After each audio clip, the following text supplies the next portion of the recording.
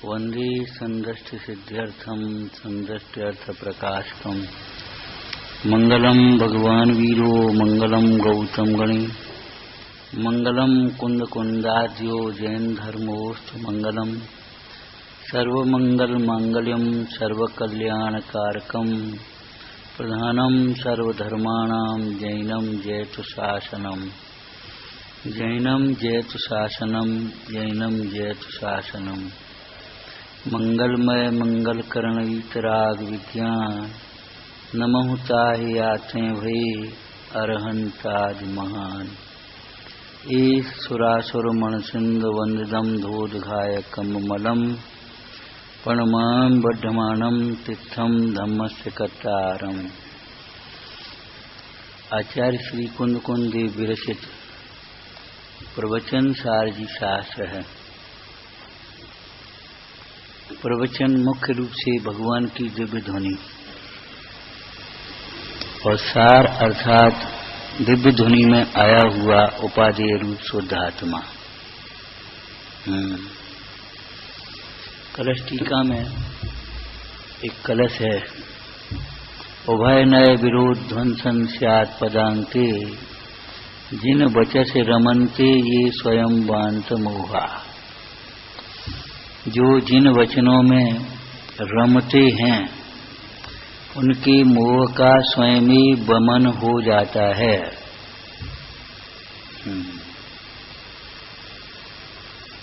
कलश टीकाकार पांडे राजमल जी ने एक प्रश्न किया कि जिन वचन तो पुद्गल हैं, जड़ रूप हैं, उनमें रमने से कैसे मोह का वमन होता होगा। उत्तर, जिन वचन में कहा हुआ उपादेय रूप निःशुद्धात्मा में रमने से मोह का वमन होता है। जिन वचन का अर्थ, जिन वचन में कहा हुआ उपादेय रूप रमने योग्य शुद्धात्मा। जिन वचन वाच्य हैं, जिन वचन शब्द ब्रह्म हैं और शुद्धात्मा परम ब्रह्म है। शब्द ब्रह्म पर ब्रह्म के वाचक वाच्य नियोग मंगल रूप प्रसिद्ध है नमो धर्म धन भोग। जिन वचनों का प्रीति पूर्वक अभ्यास करने से, श्रवण करने से, अंतरंग में बारंबार विचार करने से, जिन वचन के अनुसार तत्वों का निर्णय करने से, तत्वों का निर्णय पूर्वक पुनः बारंबार विचार करने से मोह मंद होता है। मोह मंद होता है। और जिन वचन में कहे हुए उपादेय रूप निःशुद्धात्मा के अनुभवन से मोह टूटता है, मोह मिटता है। इसलिए जिन वचनों का सुनना ही पर्याप्त नहीं है, अंतरंग प्रीति पूर्वक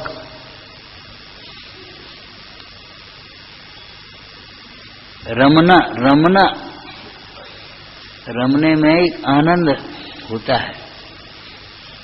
आप तो ऐसे रम गए कि सुध ही नहीं ली, ऐसा कहते हैं ना लौकिक में। रमना माने दूसरी कोई सुध बुध न रहे। जिन वचन का अभ्यास करना, अभ्यास का व्यवहारिक अर्थ तो है सुनना, पढ़ना, अंतरंग में बारंबार विचारना,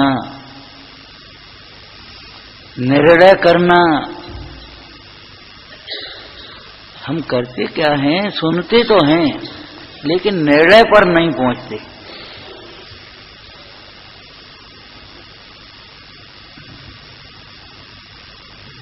अभी रामायण में एक समस्या नाटक का छंद चल रहा था स्वाध्याय में। इसमें आया दुर्बुद्धि भूली,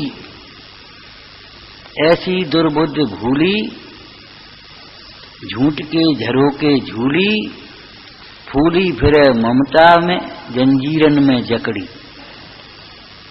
ऐसी दुर्बुद्धि भूली। तो प्रश्न हमने किया कि भैया किसको भूली है? दुर्बुद्धि भूली, किसको भूली है? बस मैं गायक हूं ये इसको भूल गया। इतना पर्याप्त नहीं है, इतना पर्याप्त नहीं है।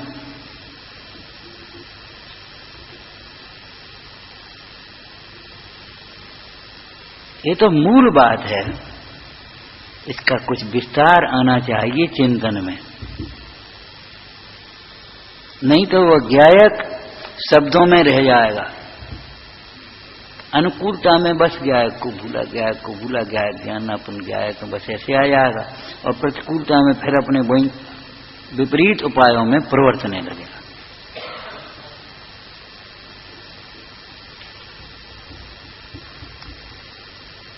भिन्न में भी चर्चा की थी ना, 7 तत्व के अभी तो हमने जीव तत्व भी अपने अधूरा विचार किया। ऐसी दुर्बुद्धि भूली, किसको भूली? के गायक को, आत्मा को। ठीक है, बिल्कुल ठीक बात है, लेकिन कैसा भूली? पहले नंबर पर तो मैं आत्मा हूं यही भूल गई, जो पर्याय है उसी रूप अपने को मान बैठे। अब विचारना, ऐसी मन, ऐसी भूल हमारे अंदर तो नहीं चल रही, हम भी अपने को यही मान रहे हैं। क्यों, क्या बात है? कुछ नहीं, बस एक महीने से तबीयत खराब है,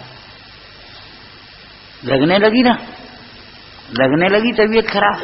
अब क्या करें? वो चारित्र की कमजोरी है, चारित्र की कमजोरी है कि श्रद्धा का दोष है। भीतर टटोल के देख,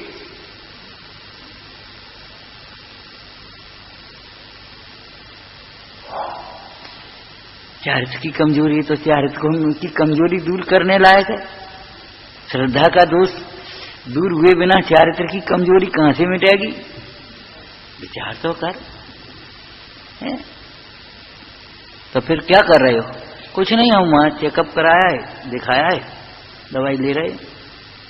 अब बताओ, ये चारित्र की कमजोरी है कि केवल हम इतने ही उपाय को उपाय मान रहे हैं? और बताओ, आप बताओ क्या करें?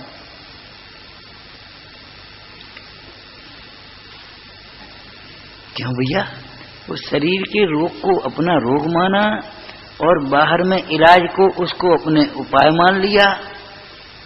न तुम्हें जिनेंद्र भगवान की भक्ति, न तत्व का विचार, न उदय का विचार, न भवितव्य का विचार। कैसे ये विद्वान कवि कैसे चिंतन करते होंगे?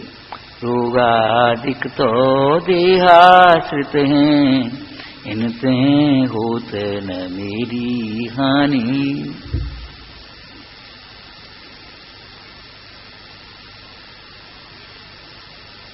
ज्यादा हुआ अपने थोड़ी सी एक अपनी कैसेट वैसेट लगा ली, अपने सुनते रहे। थोड़ा अच्छी बात है ये, हम ये नहीं कह रहे हैं, लेकिन पर्याप्त नहीं है। हम तो ये बात कह रहे हैं,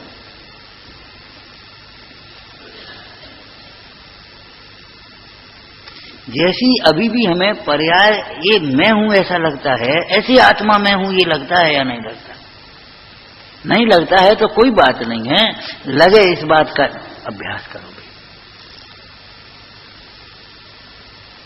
इस संबंध में एक लाइन हमने आपको कही थी कि जब दोहराया हुआ झूठ भी सच लगने लगता है तो सत्य को हम दोहराते नहीं है। इसका मतलब ये है, सत्य को दोहराएंगे तो क्यों नहीं सत्य भाषित होगा? बार बार विचार करो, ये विचार करो, ये पर्याय हम नहीं है। क्या भूल गए हैं? ये हम नहीं है, ये तो पुद्गल है, ये तो क्षणभंगुर है, विनाशिक है।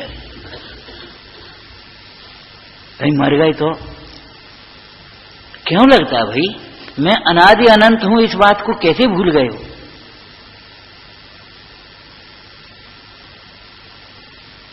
मैं अमूर्तिक प्रदेशों का पुंज, यानी कैसे ये कैसा हो गया समझ में नहीं आ रही है। चमड़ी वैसी हो गई है, जरा हो गई है, कोई बात नहीं है, लेकिन ये भी कैसी हुई है? चमड़ी रूखी हुई है तो तुम्हें चिंता है, और परिणाम रूखे हो रहे इसकी चिंता नहीं है।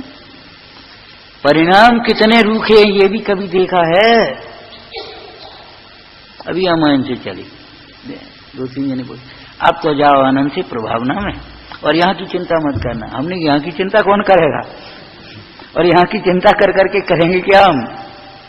यहाँ रह करके भी यहाँ की चिंता नहीं करना है, चिंता तो परिणाम की करना है, और वह भी चिंता नहीं करना है। परिणाम बिगड़ने का भय, अर्थात परिणाम बिगड़ने की वाले जिस चिंतन से हमारा परिणाम बिगड़ता है, जैसा सोचने से और जिस संगति में हमारा परिणाम बिगड़ता है, जिन चेष्टाओं से हमारा परिणाम बिगड़ता है, जिस संगति में हमारा परिणाम बिगड़ता है, उससे बचना है। जिस संगति में परिणाम बिगड़ता है, खूब मान सम्मान मिले, खूब भोग संयोग मिले, नहीं रहना।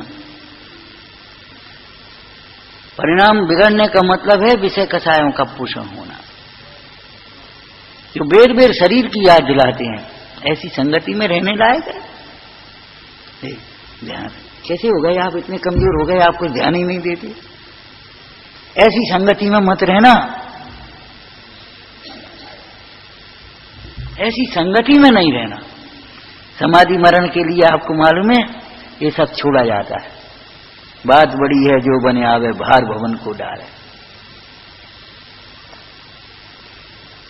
ये सब मोह बढ़ावन हारे।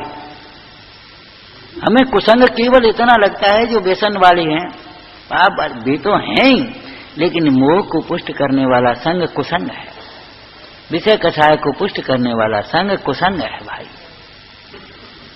बचने लायक। हमारे जिस चिंतन से परिणाम बिगड़ते हैं, इसने ऐसा नहीं किया, इसने ये नहीं किया, अब क्रोध उत्पन्न होगा ही, तो ये चिंतन मत करो। इसका ऐसा ही परिणमन था, ये चिंतन करो। इस समय ऐसा ही उदय था, ये चिंतन करो। ये सब भिन्न है, मैं तो इससे निरपेक्ष ज्ञायक हूं, ये चिंतन करो।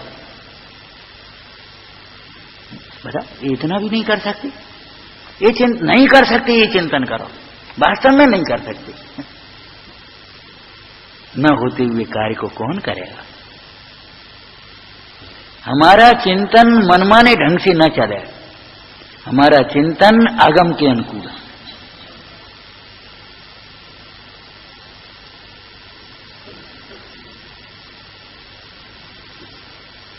माने तात्विक विचार देना चाहिए। मैं अनादि अनंत हूं, भूल गई, और कहीं मर गए तो, अब बुढ़ापा आ गया, अब ऐसा हो गया।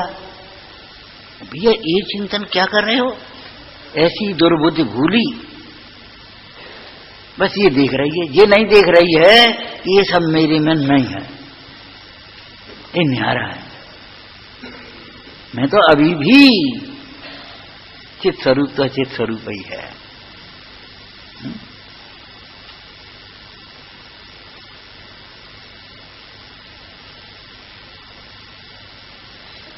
माने जीव तत्व से लेकर के मोक्ष तक का ये चिंतन है, सबको ही भूला है। ये भूल गया ये सुख नहीं है, ये सुख नहीं है, भूल गए ये ज्ञान नहीं है, इंद्रिय ज्ञान। ये भूल गए यहां अपना कोई नहीं है, यहां अपना कोई नहीं।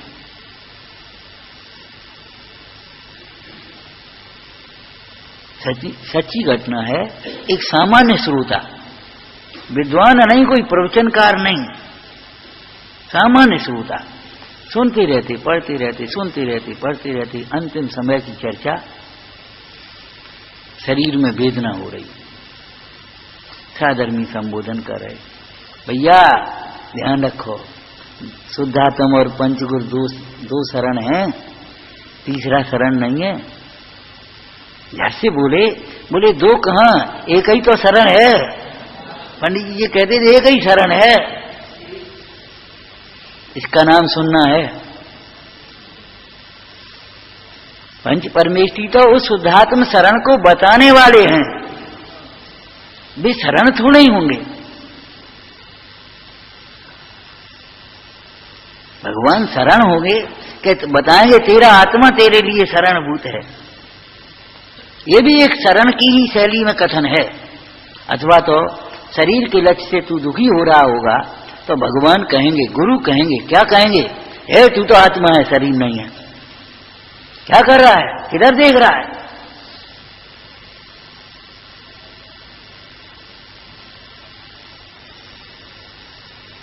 इतना नुकसान हो गया, ऐसा हो गया, तू दुखी हो रहा होगा। भगवान कहेंगे ये तेरा नुकसान नहीं है, तू तो हानि लाभ से रहित अगुर लघु अपने वैभव से सदा काल परिपूर्ण है।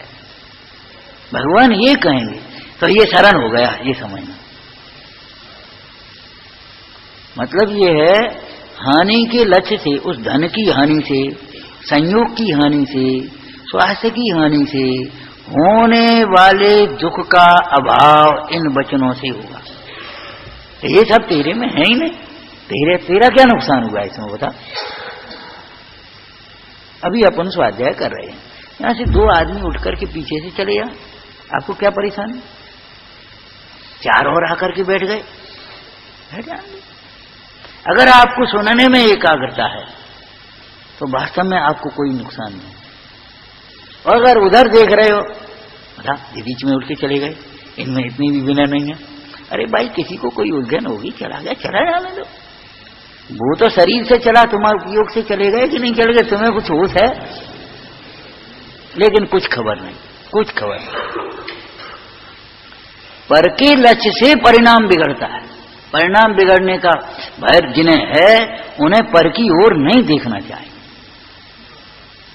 कौन आया, कौन गया, क्या हुआ, क्या नहीं हुआ, नहीं देखो। ये तो बहुत कठिन है। तो क्या सरल समझा तुमने? बहुत सरल है ये बात। आने वाले को रोकना कठिन है, रोकने वाले को हटाना कठिन है, बदलना कठिन है, न होने वाले को करना कठिन है, होने वाले को रोक न करना कठिन है, होने वाला हो। लेकिन इन सबसे भिन्न अपने में उधर न देखना, ये क्या कठिन है? लेकिन मिथ्यात्व की दशा ऐसी है, जो सरल है वह कठिन लगता है और कठिन है वह सरल है।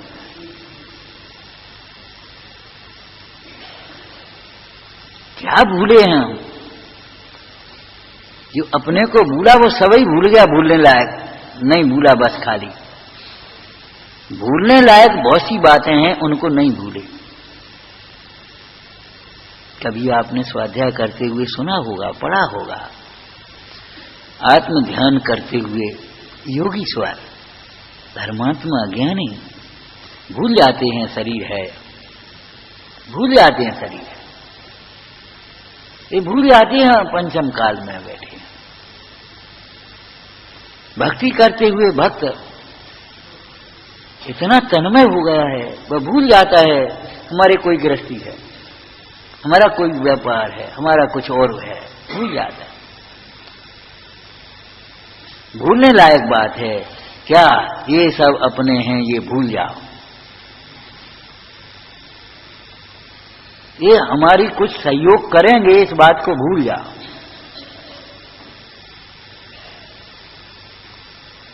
पाप के उदय में सहाय का निमित्त नहीं होता, पुण्य के उदय में दंड का निमित्त नहीं होता। ये भी सहजपने बनता है, इसमें किसी का दोष और गुण मत समझना, भूल जाओ ये सब बात। जो जोड़ जोड़ करके इकट्ठा कर रहे हैं, इस बात को भूल जाओ, ये हमारे साथ जाएगा, ये हमारे काम आएगा, भूल जाओ इस बात को। इस बात को बड़ी प्रकार से समझो और बारंबार विचार करो। ये अपना नहीं है, अपना नहीं है। परमाणु मात्र मेरा नहीं, परमाणु मात्र मेरा नहीं, परमाणु मात्र मेरा नहीं। और जिसे हम मेरा नहीं समझते, उसकी ओर से कितने निश्चिंत होते हैं। भरी हुई गाड़ी में आप अपना सामान ऐसे उठा के ऐसे चल देते हैं, कोई मतलब नहीं। जिन्हें अपना समझते हैं, एक बच्चा साथ में, ए जल्दी आ, गाड़ी चल जाएगी, जल्दी उधर कहां जा रहा है, हमारा थैला कहां है? जिसे अपना समझते हैं उधर को, उसको तो संभाल में लगते हैं, लेकिन बाद बाकी कोई मतलब नहीं, उठे अपने चल दिए। सच बात यह है, तत्व ज्ञान का ऐसा ही महात्म्य है, ऐसा ही महात्म्य है कि अगर मरण का प्रसंग आ जाए तो हम ऐसे उठ करके चल दें, ऐसे ही उठ करके चल रहे हैं। ऐसा नहीं लगे ये क्या होगा, इनका कौन होगा, ये क्या होगा, कुछ कोई मतलब नहीं। मरण का भी प्रसंग हो जाए अभी तो कोई चिंता की बात, निश्चिंत। तत्व के अभ्यास में ऐसा बल आना चाहिए। देखो, सुनना पढ़ना सीमित हो सकता है, चिंतन बढ़ना चाहिए। पूजा में आपको यही प्रेरणा की जाती है, ज्ञानाभ्यास करे मन माही। हमारी आदतें इतनी हो जाती हैं, हम कहते बरसों समागम में रहते हैं, लेकिन एक दिन प्रवचन ना हो तो सुनापन लगता है। मैंने एक ऐसा लगने लगता है, बस सुनते जाओ, पढ़ते जाओ, सुनते जाओ, पढ़ते जाओ, सुना लगता है। कैसी बातें करते हो। अवलंबन से सुख और दुख, अवलंबन से सुनापना, और ये कैसा। हमारे अभ्यास की सार्थकता तो ये है कि बिना अवलंबन के ही हम सहज रह जाना सीख लें। साधना साधनों के लक्ष्य से नहीं होती। साधना साधन मिलते हैं, उन साधनों से अपना उपयोग समेटता जाए, अपने स्वरूप की ओर बार बार लक्ष्य करता जाए, ऐसी साधना होती है।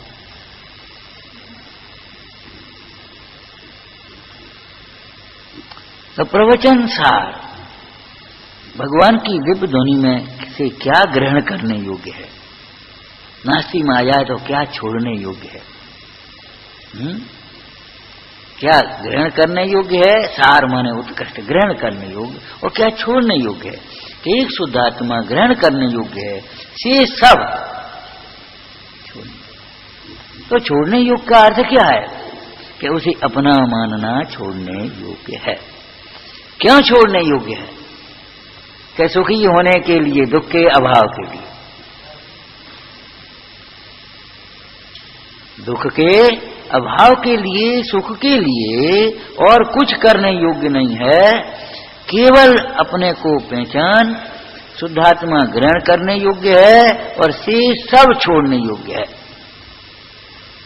हेरा फेरी नहीं चलेगी इसमें, हेरा फेरी नहीं चलेगी।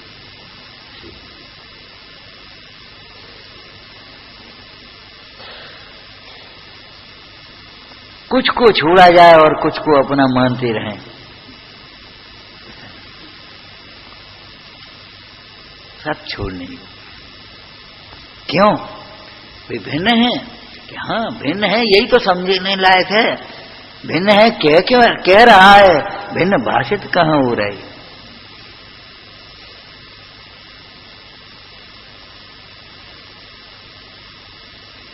भिन्न है, यही तो कहा जा रहा है, भिन्न को भिन्न जान। ये तो सब न्यारे हैं कि हाँ न्यारे हैं, तो न्यारे जान। न्यारे जानने पर भी बार बार उपयोग जाए तो बारंबार विचार कर न्यारे। किसी के बांध दिया जाए, कोई रस्सी बांधी जाए, तो जितनी बार बांधने में है, खोलने में उतनी बार उल्टा करना पड़े।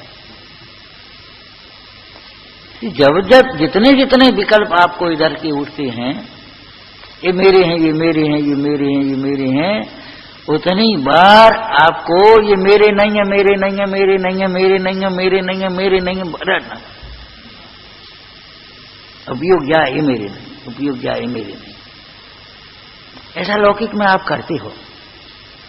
एक बालक छोटा सा आपके साथ जाए कहीं, तो बालक की प्रवृत्ति अलग होती है, आपकी प्रवृत्ति अलग होगी। आप तो अपने सीधे मंदिर जा रहे, और वो बालक जो है ना, वो देखो बाबा जी वो क्या है, अरे कुछ नहीं, चल सीधे चल। फिर वो कहे देखो ये क्या है, अरे कुछ नहीं, चल। अब जितनी बार वो कहेगा ये क्या है, तो एक ही उत्तर आपको देना पड़ेगा कि नहीं, ये कुछ नहीं। अब उस बालक को ये समझाओ, देखो बेटा कहीं कुछ नहीं है, तू तो सीधे चल। इतने में समझ नहीं पाएगा, बालक ही तो है ना। तो वो जब कहेगा कि ये क्या है, देखो ये ऊंट जा रहा है, अरे कुछ नहीं, चल जल्दी चल। माने जो वो कहेगा कुछ नहीं, कुछ नहीं, कुछ नहीं कह करके उपयोग को समेटेगा कि नहीं। सचमुच ऐसा ही नैस किंचित कहकर के सारे व्यवहार से अपने उपयोग को समेटा है। नैस किंचित पर विरहित मनते पश्यताम नैस किंचित। उधर क्या देख रहा है? कुछ नहीं।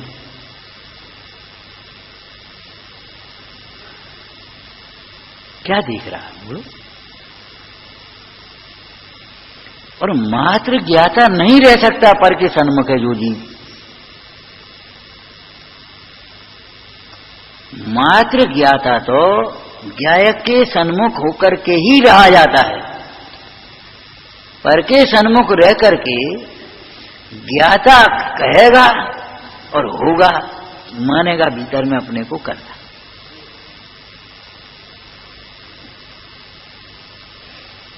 इष्ट अनिष्ट की कल्पना हुए बिना रहेगी नहीं, मानेगा इष्ट अनिष्ट, करेगा राग द्वेष।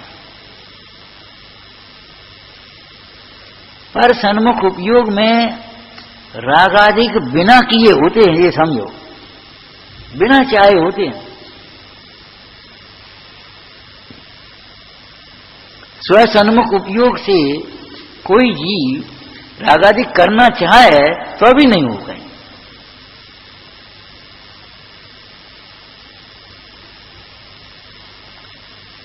प्रवचन सार जी ग्रंथ में शुद्धोपयोग से जिस सुख को तू चाहता है वह सुख शुद्धोपयोग से होता है। ये चर्चा यहां स्वाध्याय में। पहले तो आचार्य भगवान ने देखो वर्धमान स्वामी को, शेष सब तीर्थंकरों को, पंच परमेष्ठियों को स्मरण किया। ये व्यवहार मंगल है। अथवा तो उनके निमित्त से अपने स्वरूप का ही स्मरण किया।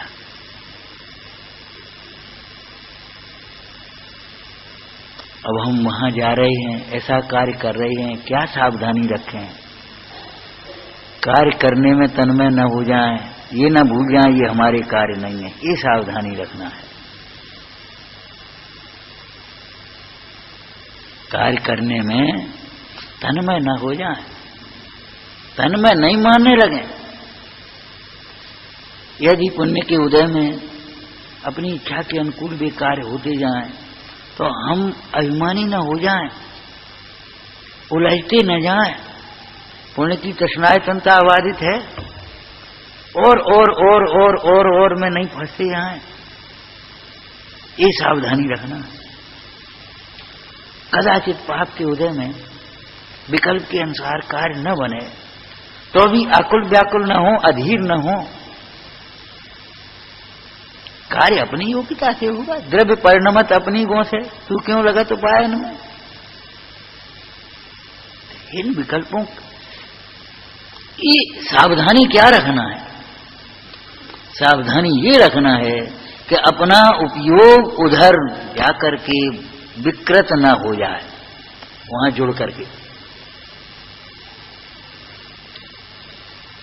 अपने उपयोग को बचाए रखना है।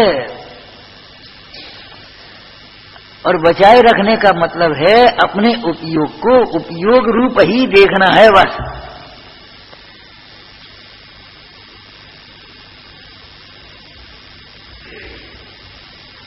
आश्रमों की बहुत चर्चा चलती है, आश्रमों की चर्चा। आचार्य कुंद कुंद स्वामी के वचन याद रखो, अमृतचंद स्वामी के टीकाकार के वचन याद करो। दर्शन ज्ञान प्रधान चारित्र ही आश्रम है। कैसी सुंदर बात। दर्शन ज्ञान प्रधान चारित्र ही आश्रम है।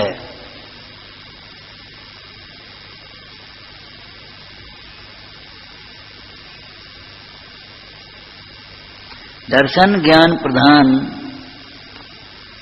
साम्य भाव, चारित्र माने साम्य भाव, वह आश्रम है।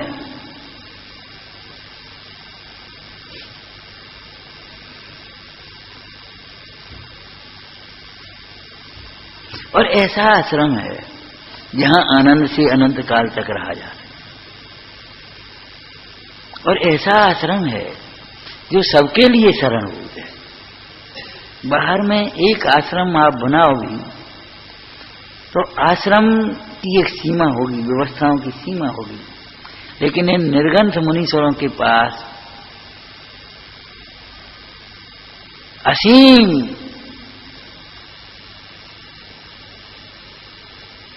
कितने ही लोग आ जाएं, हमें आत्म कल्याण करना है कि आओ, जगह की कमी नहीं पड़ेगी, व्यवस्थाओं की कोई कमी नहीं।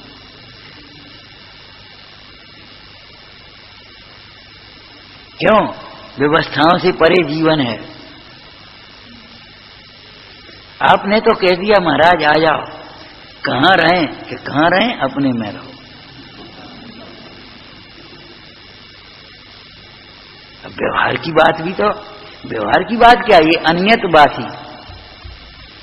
कहां रहें, तुम होते कौन हो रहने वाले, होते कौन हो? जिस द्रव्य का जिस क्षेत्र में जितने काल तक रहना है, परिणमन होना है, एक क्षण भी पहले हटना चाहे तो हट नहीं पाएगा, और एक क्षण भी ज्यादा रहना चाहे तो रह नहीं पाएगा। सारी व्यवस्थाएं बनाने के बाद भी कहो एक क्षण भी नहीं रह पाए, होता है कि नहीं? जब तक बना बना करके व्यवस्थाएं की, तब तक व्यवस्था दूसरी है चल रही है, कुछ नहीं कुछ।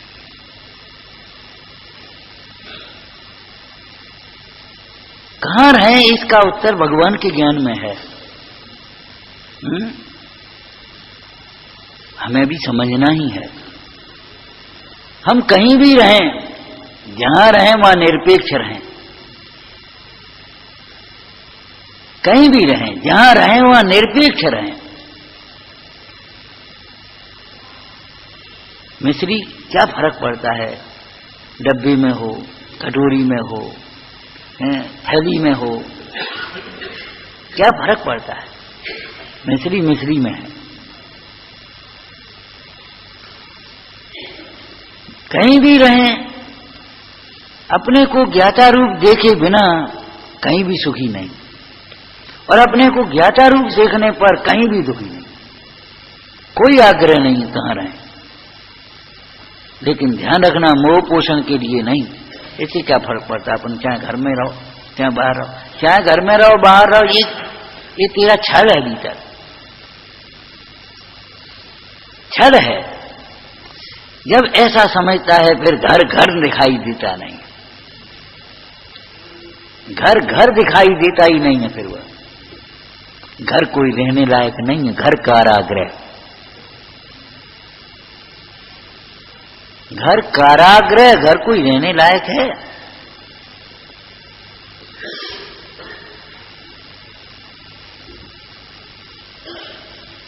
कुटुंब रूपी काजल की कोठड़ी में जीव खूब पुरुषार्थ करे तो भी परिणाम। मोह बढ़े परिवार की संगत, बढ़ता तुम्हारी कमजोरी से है, परिवार नहीं बढ़ा रहा है। अपने स्वरूप को नहीं जानेगा तो जहां जाएगा वहां मोह हो जाएगा। परिवार छोड़ने का, घर छोड़ने का भी लाभ नहीं होगा, लेकिन जब अपना घर समझेगा तब घर छोड़ने की ही भावना होगी। फिर घर में कितने दिन रहेगा?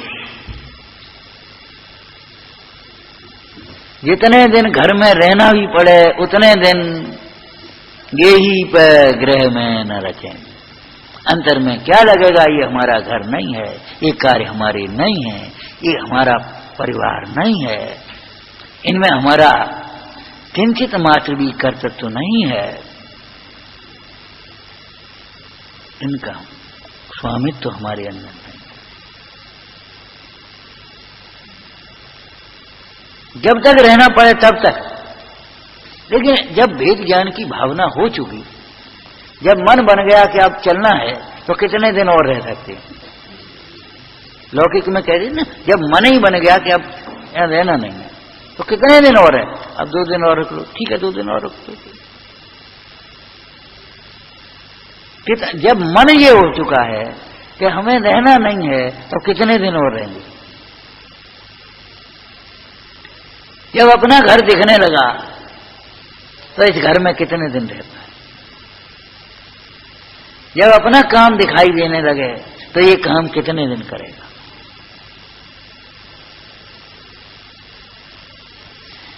देखो, तत्व का अभ्यास क्षण क्षण में करने की बात है, क्षण क्षण में। और जहां तत्व का अभ्यास काय के लिए है? उपयोग की निर्मलता के लिए ही तो है, उपयोग की परिणाम की संभाल के लिए ही तो है तत्व का अभ्यास। तो जहां हमारा उपयोग जाए वहीं से अपन को, ये अपना कार्य नहीं, ये तो उपाधि है। जैसे भरत चक्रवर्ती बोले, अरे दिग्विजय करना हमारा कार्य नहीं है, ये तो फिर कार्य नहीं, फिर क्या कर रहे हो? आप भी दीक्षा ले लो। बात सच्ची है, बात सच्ची है। किसको दिखाई दे कि नहीं कर रहे हैं? किसको दिखाई दे नहीं कर रहे? वो राग उस प्रकार का अभी बाकी है, राग और उसका मेल है, बाहर का निमित्त नैमित्तिक संबंध है, वो हो रहा है। लेकिन सम्यक तो उसे अपना तो नहीं मानेगा, उसे उपाधि तो नहीं मानेगा। बार बार क्षण क्षण में भूलता है, क्षण क्षण में भूलता है। जब दुख होता है तब दुख का कारण कोई पर पदार्थ दिखाई देते हैं। पढ़ने सुनने के बाद भी दुख का कारण पर पदार्थ ही दिखाई देता। और अभ्यास से ये बात तोड़नी है, इसका नाम मोह है।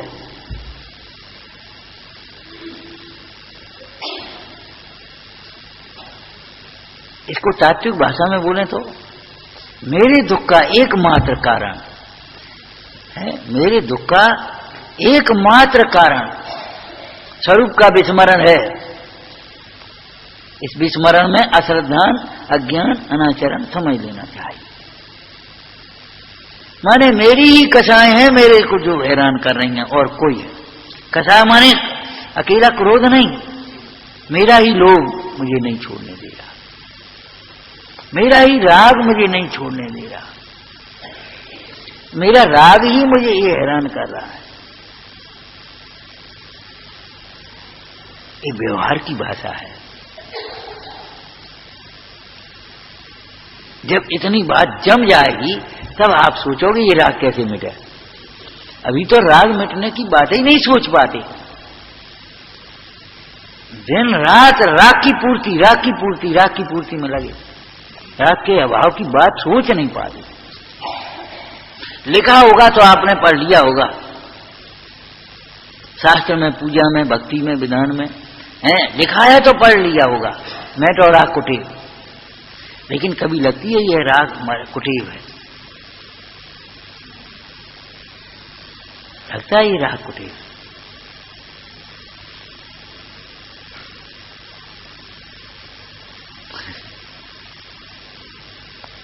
यदि नहीं लगता है तो ईमानदारी से टोटरमल जी कहते हैं विचार कर, दोहरा फिर भी याद कर, राग कुटेव है, ये कुटेव है हमारी। ये मेरा स्वरूप नहीं है। इस रागादिक भाव के द्वारा मेरे स्वरूप की प्राप्ति असंभव है, और स्वरूप की प्राप्ति के बिना सुखी होना असंभव है। इसलिए ये हे है।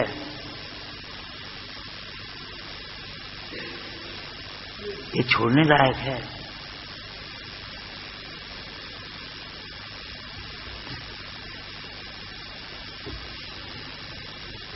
सवेरे चर्चा की थी, मेरी सुख का उपाय एकमात्र ही है। कैसे उपयोग लगे आत्मा में, कैसे प्रीति जगे, कैसे उत्साह आवे, तो मेरी सुख का उपाय एकमात्र यही है। प्यास के लिए कोई भी व्यक्ति इन प्रकार पानी ही क्यों खोजता है, अन्य उपाय क्यों नहीं करता? प्यास बुझाने के लिए कोई भी व्यक्ति हो एकमात्र पानी ही क्यों ढूंढता है?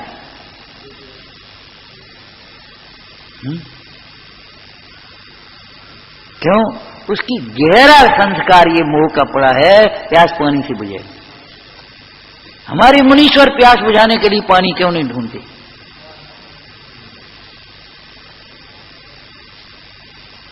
हमारे मुनीश्वर प्यास बुझाने के लिए पानी क्यों नहीं भूलते? जितनी बार प्यास लगे उतनी बार पानी क्यों नहीं पी लेते? किसी ने उनको बांध दिया है, रोक दिया है क्या? कि आपका उनका नियम है, तो नियम तो उन्होंने हर्षपूर्वक अंगीकार किया है। आपको 2 बार ही पानी मिलेगा, पानी कम है, फालतू बातें मत करो, ऐसा तो नहीं कहा किसी ने।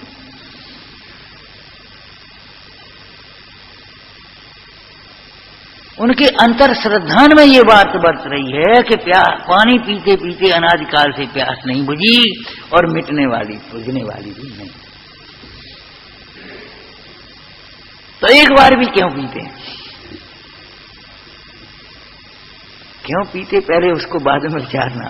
पहले ये सोचो कि बहुत है प्यास को, जब प्यास लगती है पानी क्यों पीते? जब प्यास लगती पानी पानी पानी पानी पानी। गर्मी में आप कितनी बार देखते हैं, जाड़ों में पानी प्यास नहीं है, और गर्मियों में पानी पानी। हमारे मुनीश्वरों की ये प्रवृत्ति क्यों नहीं है, ये बताओ। ये ज्ञान का बल है, तत्व ज्ञान का ही तो बल है, ये सम्यक का बल है। एक बार पानी लेते हैं, एक बार भोजन पानी साथ में ले रहे हैं, तो एक बार जो पानी ले रहे हैं ये कौन जानता है ले रहे हैं कि नहीं ले रहे। उस दिन दान की चर्चा चल रही थी स्वाध्याय में, उन्होंने कहा देखो भाई, दान देते समय आहार दान मान लो देते हैं, तो ये भी सीखना चाहिए, शिक्षा व्रत है, आहार क्यों किया जाता है, आहार कैसे किया जाता है, और तीसरी बात आहार के समय भी अनाहारी कैसे रहा जाता है।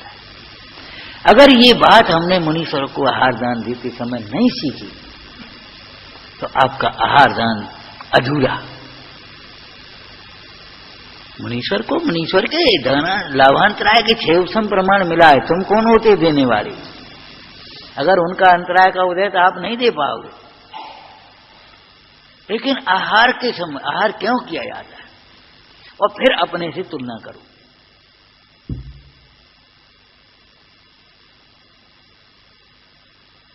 अगर चरणन योग की भाषा में कहें तो संयम के लिए, और हम काहे के लिए आहार कर रहे हैं?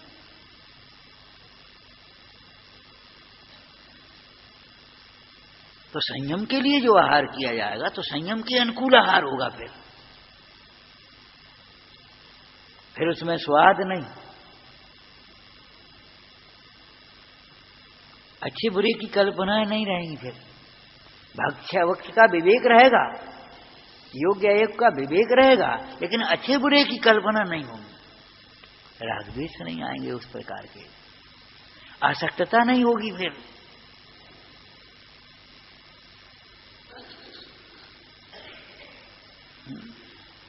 आसक्तता नहीं होगी, मुक्तता नहीं रहेगी उसकी।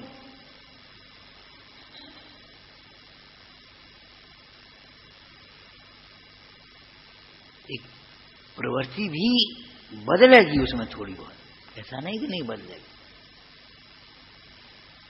कैसे किया जाता है,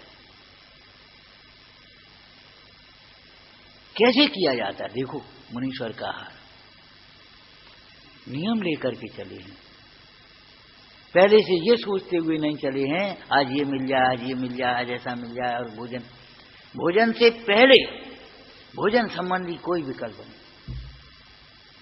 अब भोजन के बाद आज ऐसा भोजन हुआ, आज ऐसा भोजन हुआ, आज ऐसा खराब मिल गया, आज ऐसा, कोई चर्चा नहीं, कोई चिंता नहीं। बस भोजन के काल तक ही भोजन। बोलो कैसे किया जाता है? इतनी निरपेक्षता, कहाँ मिलेगा, कैसे मिलेगा, क्या मिलेगा? कि बात वे तो मुनिराज हैं, अरे अपन तो उनके ही शिष्य हैं।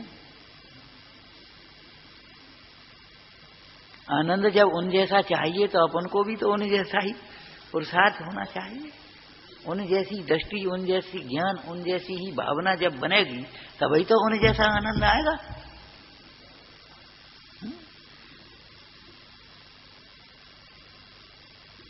विचार तो कर, कैसे किया जाए। आज हमारे शुद्ध भोजन करने वालों को भी शुद्ध भोजन, बस नाम शुद्ध भोजन, ये नहीं है कि हम खुद देखें। बस गए, चर्चा करते करते सुनते सुनते अपने जाकर के बैठ गए। प्रॉपर देखो भी तो सही, अगर वहां कोई कमी है तो उसे दूर करने में सहयोग भी तो करो, उसकी विधि भी तो मिला।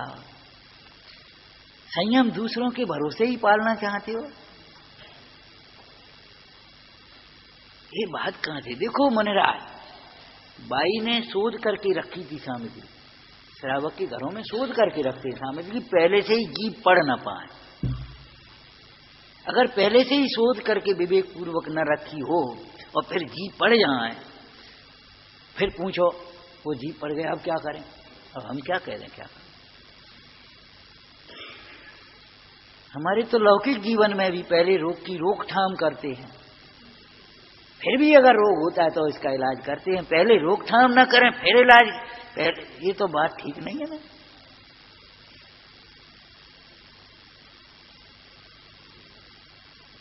पहले से उसका विवेक रखें। और देखो शोध करके रखी ना, फिर बाई ने भोजन बनाते समय वो सामग्री शोधी, ठीक है ना। और फिर भोजन बनाने के बाद वो सामग्री जब रख गई तो श्रावक ने, जब भोजन बाई ने उस भाई को दी, श्रावक को भोजन दिया, तो उसने फिर ऐसे देखा और फिर मुनराज की अंजलि में गई और फिर सोचा। कैसे किया जाता है? इतनी अनासक्तता, इतना विवेक, इतनी जितेंद्रियता। सामने, आपके सामने जब ऐसे हम देख करके दे रहे, आपको क्या जरूरत है? तो हम आपसे पूछते, हमने गिन करके दिया, आप क्यों गिनते हो? जब हम गिन करके दे रहे हैं तो आप क्यों गिनते हो जी, बताओ।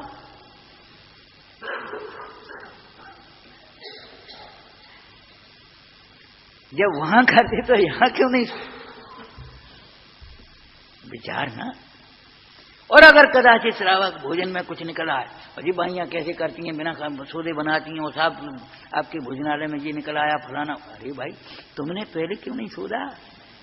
अपनी गलती बिल्कुल नहीं दिखाई देगी।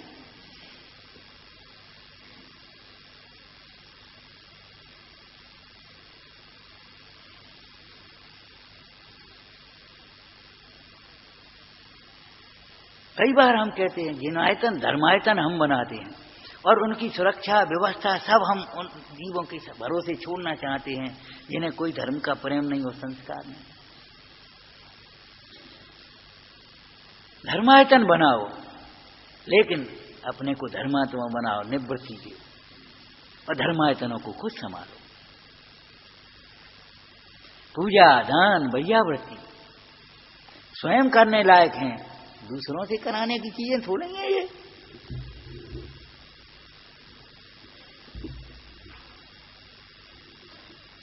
विचार करो, इतना चार विवेक आप कर पाओगे? जिसे जीव दया नहीं है अंदर में परिणाम, उसे कहो भाई बना दे तो बना देगा वो, तो क्या करेगा बेचारा? भोजन कैसे किया जाता देखो, कैसे अंजलि नीचे ना गिरे, सावधानी कितनी। भोजन की थाली में चाहे जितना छोड़ देने चाहे, जैसे छोड़ने वालों को विचार करना चाहिए, ये शिक्षा लेना चाहिए। भोजन की थाली में तमाम बर्तन और तमाम आइटम इकट्ठे करने वालों को ये शिक्षा लेना चाहिए कैसे भोजन किया जाए। ये तो हमारा धर्मशास्त्र है, चरणान योग है। स्वास्थ्य विज्ञान भी कहता है कि आप ज्यादा ढेर मत लगाओ, एक साथ भोजन बहुत से मिला करके मत करो। कचरा घर मत बनाओ, मीठा भी डाला, खट्टा भी डाला, तला भी डाला, सड़ा भी, गला भी डाला, सब डालो, कच्चा पक्का मिला उड़ कर सब खा पी। अब कुछ आप वो गैस बनती है, गैस नहीं बनेगी तो क्या धर्म बनेगा? विचार करो। माने भोजन हमारा दिखाने के लिए है क्या भोजन हमारा संयम के लिए है? कैसे भोजन करें, और भोजन करते समय अनाहारी कैसे रहे, ये बातें जब सीखी यहाँ तब दान देने का प्रयोजन सिद्ध होता है।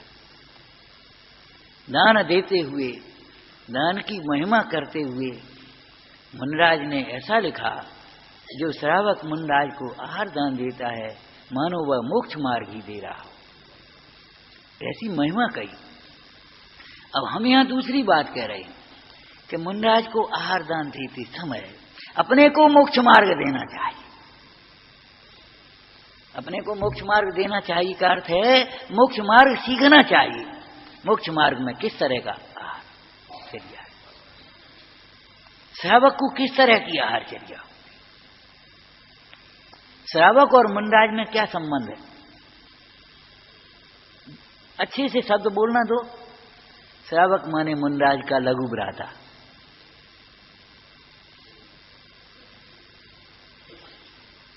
मुनीश्वर जिनेश्वर के बड़े पुत्र हैं।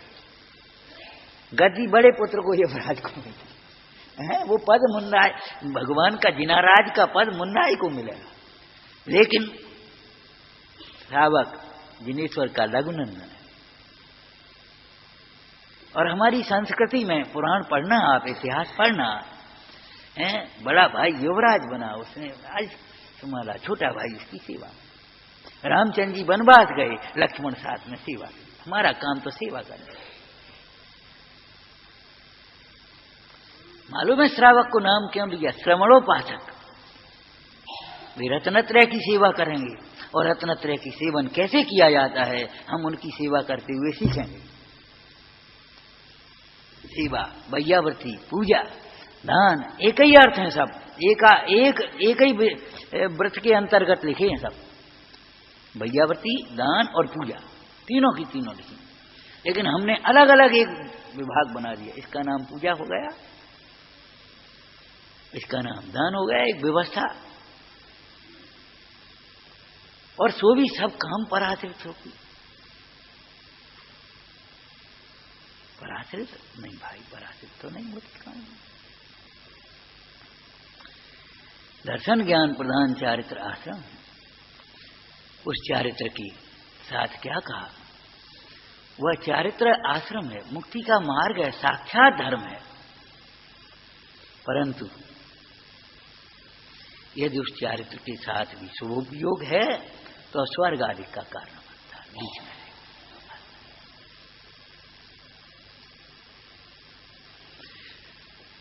अशुभोपयोग का तो उससे संबंध ही नहीं है, संपर्क रहता है, इसलिए अत्यंत हे है ही। लेकिन शुभोपयोग भी उसका विरोधी होने से हे है। सच्ची बात है, कितना सुंदर दृष्टांत है। अग्नि अकेली तो जलाती ही है, अग्नि अकेली तो जलाती ही है, लेकिन घी के साथ यदि अग्नि हो, घी में घुस गई है अग्नि, गरम घी जिसको कह देते ना, संयुक्त जिसको शब्द कहेंगे शास्त्री, अग्नि अकेली हो तो जलाएगी, और अग्नि घी के साथ संयुक्त हो तो, गरम घी से दूध के साथ संयुक्त हो तो, अरे गरम गरम ज्यादा भोजन कभी मुंह में पहुंच जाए तो जीभ जलेगी कि नहीं? अग्नि तो नहीं गई है, लेकिन संयुक्त होने पर भी विचार आया, ओहो है विचार करना। जब शुद्धोपयोग के साथ का शुभोपयोग भी साक्षात मुक्ति का कारण नहीं है, तो अकेला शुभोपयोग तो कहां की बात है?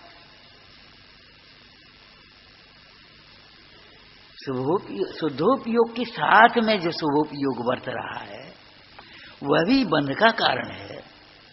पुण्य प्रकृतियां बनती हैं, तीर्थंकर आदि प्रकृतियां बनती हैं, स्वर्ग आदि की गतियां बनती हैं, इंद्र चक्रवर्ती आदि के वैभव देने वाले पुण्य बनते हैं। तो विचार करना, अकेला शुभोपयोग ही हो तो क्या होगा? अकेले शुभोपयोग में ही मगन हो रहे हैं, कुछ हमने कर लिया। जैसे पुण्य के उदय में बहुत से जीव अटकते हैं, संतुष्ट होते हैं, ऐसे ही बहुत जीव पुण्य भाव में अटकते हैं। भाव, हमारे पास कुछ है, हमने कुछ कमाया, हमने कुछ बनाया, हम कुछ बने। जैसे बाहर में पुण्य के उदय की सामग्री से ये जीव ऐसा लगने लगता है ना बंद तत्व की, ऐसे ही आश्रम तत्व की भूल में ये भी बात है। हम दर्शन करते हैं, हम पूजा करते हैं, हम स्वाध्याय करते हैं, हम दान देते हैं, हम तप करते हैं, हम व्रत करते हैं, हम पालते हैं, हमने ऐसा किया, हमने ऐसा किया, वो भीतर में। इसलिए जो सुख है, जिस सुख को जीव चाहता है, वास्तव में जो सुख सुख कहलाने लायक है, निराकुलता, उस सुख, वह सुख शुद्धोपयोग के द्वारा प्राप्त होता है, अन्य किसी उपाय से नहीं होता। इसलिए आचार्य देव ने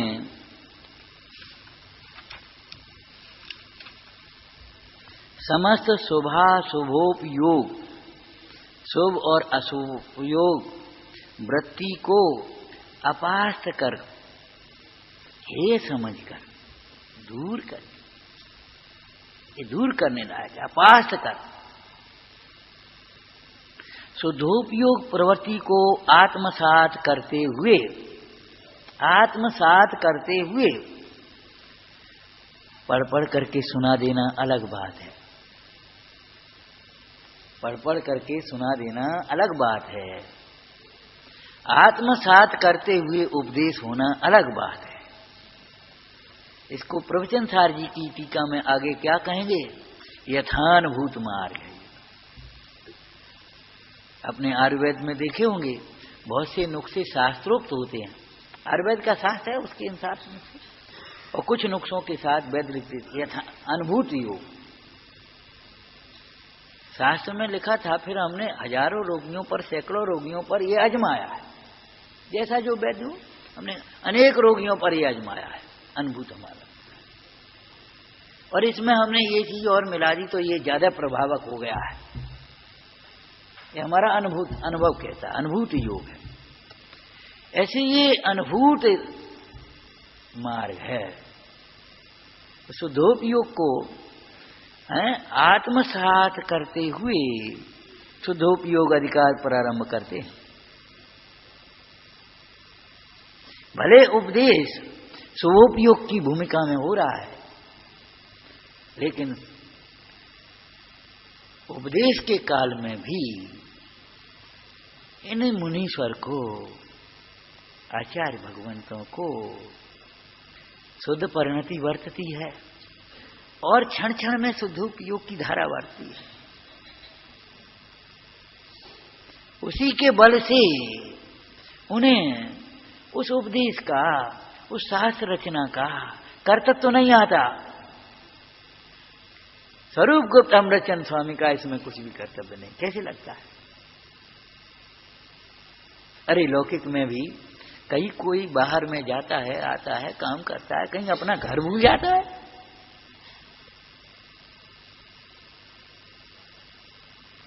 जब मोही जीव जिसे अपना घर माना वह नहीं भूलता, तो ज्ञानी जीव अपने घर को, अपने स्वरूप को, अपने सुख को, अपने वैभव को, अपनी प्रभुता को कैसे भूल जाएगा?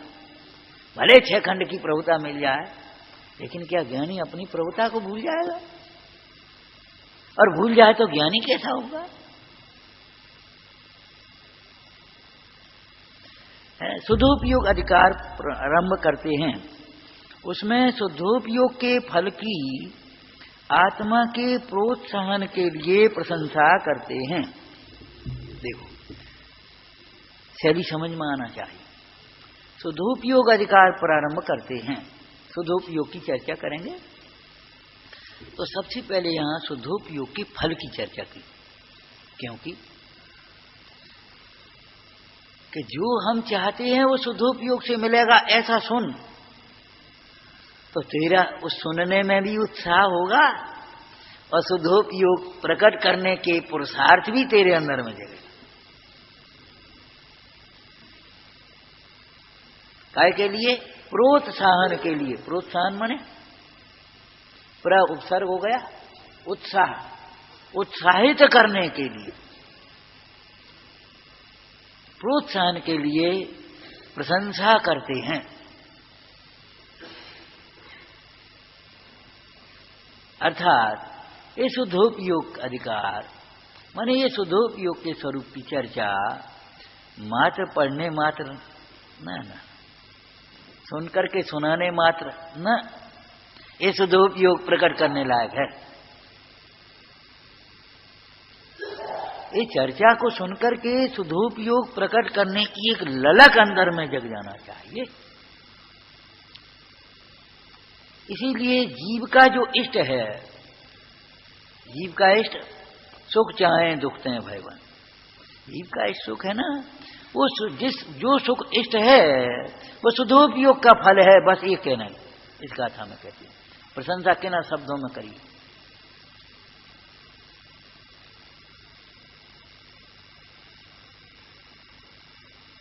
जो चाहता है, जैसा सुख चाहता है वह तब मिलेगा, सुधोपयोग से मिलेगा। सुधोपयोगों का सुख ही वास्तव में सुख कहलाने लायक है। गाथा बड़ी सुंदर है, 13 नंबर की गाथा है।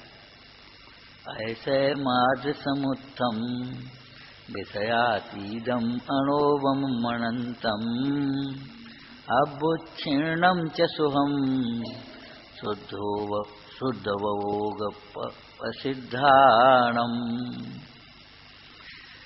सुधोपयोग प्रसिद्धानाम, सुधोपयोग जिन्हें प्रसिद्ध हुआ है, प्रकट हुआ है, उत्कृष्ट पने पूर्ण पने, उनका सुख कैसा है?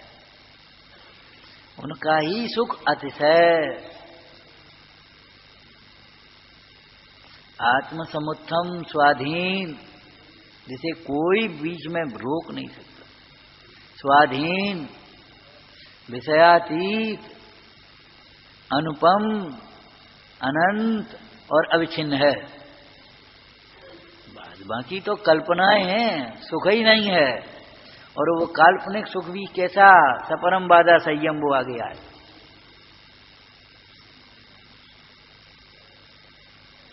इंद्रिय सुख पराधीन है। पराधीन है का मतलब क्या है? इंद्रिय सुख सुख नहीं है। पराधीन सपने सुख नहीं, इंद्रिय सुख पराधीन है मतलब इंद्रिय सुख सुख नहीं है। इंद्रिय ज्ञान पराधीन है, तात्पर्य इंद्रिय ज्ञान ज्ञान नहीं है। कहीं पराधीन सुख भी सुख होता है, पराधीन ज्ञान भी ज्ञान होता है कहीं। इसलिए हे है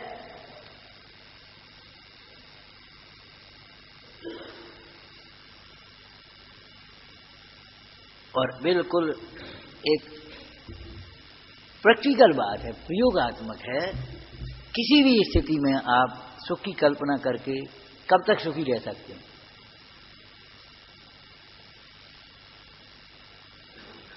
जितनी भी परिणतियां हैं, संयोग हैं, भोग हैं, सब क्षणभंगुर हैं, पानी के बबूले की तरह। कब तक आप इस शरीर को अपने अनुकूल देख करके कितने दिन सुखी रह सकते, बताओ? कभी इसको बहुत अच्छा अच्छा अच्छा समझें, कितने दिन सुखी हो सकते हैं, बोलो?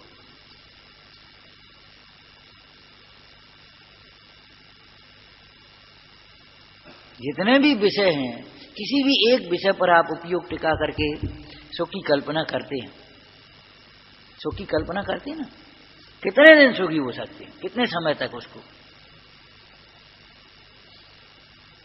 जैसे कोई झूठी बात कह रहा हो तो न्यायालय में अगर खड़ा कर दिया जाए तो कितनी देर वो टिकेगा?